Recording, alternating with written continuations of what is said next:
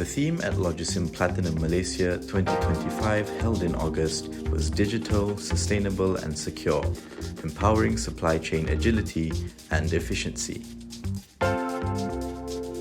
Besides offering industry players networking opportunities, the symposium also featured the latest industry innovations and held panel discussions on issues affecting global supply chain such as geopolitics, trade tariffs and sustainability. Weekly Echo interviewed maritime logistics scholar and author Nazri Khalid, one of the panel speakers at the event.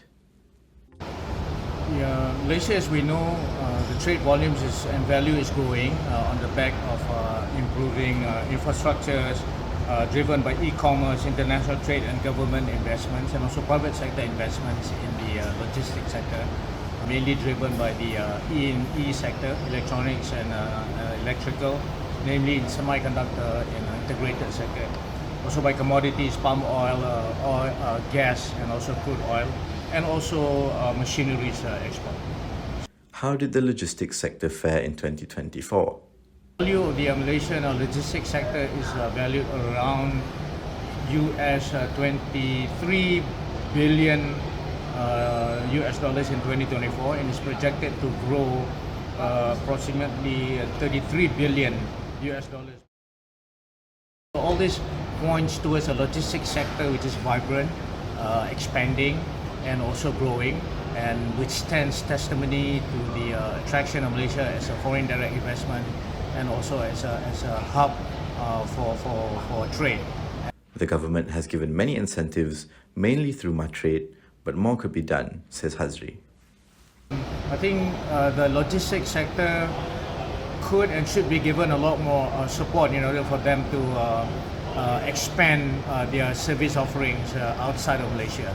So in this regard, I think it will be helpful for the government to introduce specific incentives and also support, for example, in terms of providing specific fundings, especially for SMEs and logistics, because there are still a lot of areas, niche areas within logistics which have not been serviced, and these are high value services, for example in halal logistics, cold chain logistics and so on, and third party, fourth party logistics, which I believe many Malaysians are capable of producing, also providing the services, and can be competitive.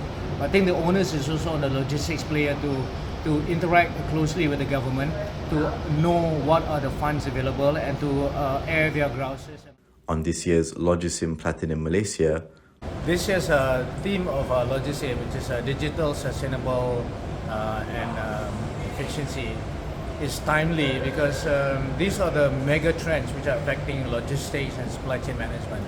It is a sector which is fast digitalizing, and automation is happening rapidly, especially in the context of Industry 4.0 technologies like Internet of Things, Big Data Analytics, blockchain technologies, and especially the biggest emerging technologies, as we all know, artificial intelligence. And these are the driving forces which are improving the efficiency, delivery of goods across supply chains. So of course, there are many other mega trends which are being discussed at this August gathering of practitioners and also thought leaders in logistics and supply chain management. These also include geopolitics, for example, the tariff war, the sanctions on big countries like China, like Russia and so on.